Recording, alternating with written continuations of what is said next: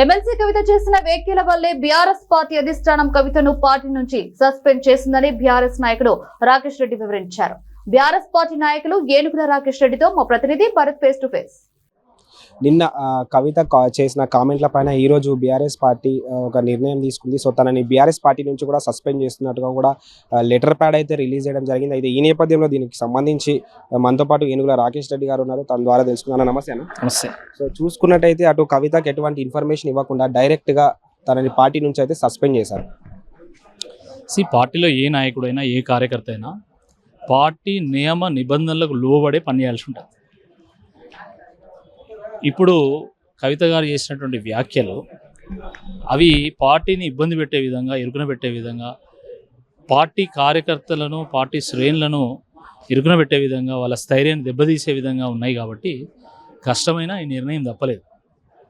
వాస్తవానికి ఇప్పుడు 10 ఏళ్ళు అధికారంలో ఉండి ఈరోజు ప్రతిపక్షంలో ఉంటూ రేవంత్ రెడ్డి గారి అరాచకాలను తట్టుకొని కేసుల పాలై అద్భుతంగా ప్రజా పోరాటాల్లో విజయవంతంగా ముందుకెళ్తున్నటువంటి బీఆర్ఎస్ పార్టీ కార్యకర్తల నైతిక స్థైర్యం దెబ్బతీసే విధంగా ఉన్నాయి ఇవన్నీ కూడా. కాబట్టి ఈ నిర్ణయం తప్పలేదు. కవిత గారు జాగృతి ద్వారా తెలంగాణ ఉద్యమానికి అద్భుతమైనటువంటి కాంట్రిబ్యూషన్ చేశారు, అందులో ఎటువంటి అనుమానం లేదు. కానీ అధికారం దూరమైన తర్వాత ఈరోజు పార్టీకి అండగా నిలబడాలి అందరూ కూడా. కానీ ఆ రకంగా వారి వ్యాఖ్యలు లేవు కాబట్టి పార్టీ ఈ యొక్క నిర్ణయాన్ని తీసుకోవడం జరిగింది. లిక్కర్ స్కామ్ నుంచి కవిత బయటకు వచ్చిన తర్వాత ఇలాంటి వ్యాఖ్యలు చేస్తున్నట్టుగా అయితే తెలుస్తుంది. అంటే కంప్లీట్గా పార్టీ నుంచి దూరం పెట్టడం వల్ల ఇలాంటి నిర్ణయం తీసుకుంది అనుకోవచ్చు. అంటే కొత్త పార్టీ కూడా పెట్టడం జరిగింది కదా. పార్టీలో వారికి ప్రాధాన్యత ఉంది. వారు ఎమ్మెల్సీ, వారు సీనియర్ నాయకురాలు, కేసీఆర్ గారు కూతురు, అందరూ గౌరవిస్తారు. వారు వస్తున్నారంటే ప్రతి ఒక్కరు కూడా స్వాగతిస్తారు. దాంట్లో ఎటువంటి లోటు లేదు. ఒకవేళ నిజంగా అందులో ఏమైనా లోటుపాట్లు ఉంటే అవి పార్టీ అంతర్గత వేదికల్లో మాట్లాడుకోవాలి, అంతర్గత వేదికల్లో చర్చించాలి. ఎప్పుడైతే అది బట్టబయలవుతుందో అది పార్టీ ప్రయోజనాలు దెబ్బతీస్తుంది. కాబట్టి ఇటువంటి ఈ నిర్ణయం తీసుకోవాల్సి వచ్చింది. ఎందుకంటే గతంలో చూసుకున్నట్టయితే కవిత కంప్లీట్గా అంటే పార్టీకి సంబంధించిన ఎవరు కూడా తనకు మద్దతుగా నిలవలేదు. నేను అందుకే సపరేట్గా జాగృతి పార్టీ అనేది ఒకటి పెట్టుకున్నది, కానీ అఫీషియల్గా అయితే అనౌన్స్ చేయలేదు. సో కంప్లీట్గా అంటే దూరం అయినట్టయినా బీఆర్ఎస్ పార్టీకి కంప్లీట్గా కవిత మళ్ళీ వచ్చే అవకాశం ఏమైనా ఉందా, ఏమైనా చర్చించే అవకాశం ఉందా? అది వారు నిర్ణయం తీసుకోవాలి.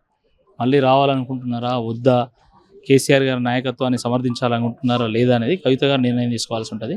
దాని మీద వారు వ్యాఖ్యానిస్తారు తప్ప మేము కాదు వ్యాఖ్యానించాలి. గతంలో కూడా తను అటు జగదీశ్వర్ రెడ్డిని తిట్టడం కానీ, అదేవిధంగా నిన్న ప్రెస్ మీట్ పెట్టి కూడా అటు హరీష్ రావు, అదేవిధంగా సంతోష్ రావుల పేరు కూడా తీయడం జరిగింది.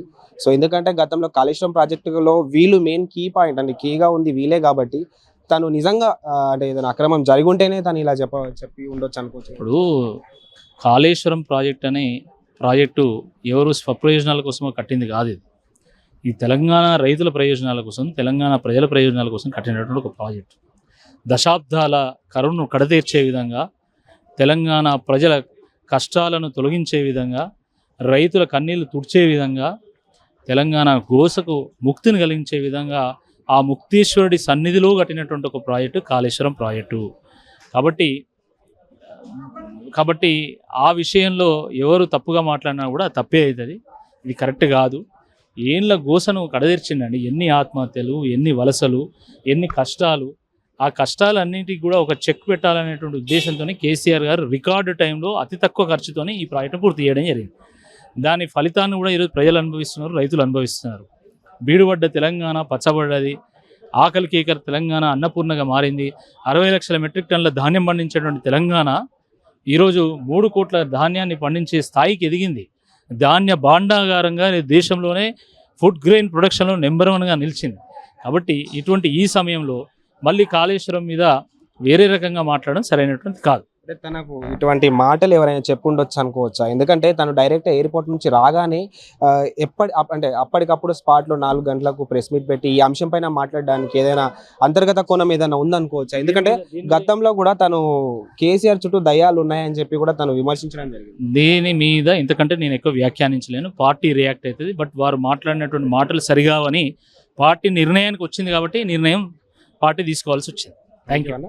సో చూసారు కదా, కంప్లీట్ గా పార్టీ అయితే తను మాట్లాడిన వ్యాఖ్యలపైన అయితే ఖండిస్తూనే తనను పార్టీ నుంచి అటు టర్మినేట్ చేసినట్టుగా అయితే తెలుస్తుంది. అయితే దీనికి సంబంధించి ఇంకా కంప్లీట్ ఇన్ఫర్మేషన్ కూడా ఎవరు మాట్లాడట్లేదు.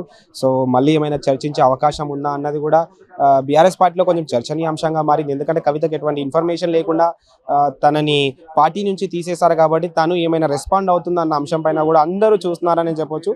సో కెమెరామెన్ మల్లేష్తో భరత్, జెట్ న్యూస్, హైదరాబాద్.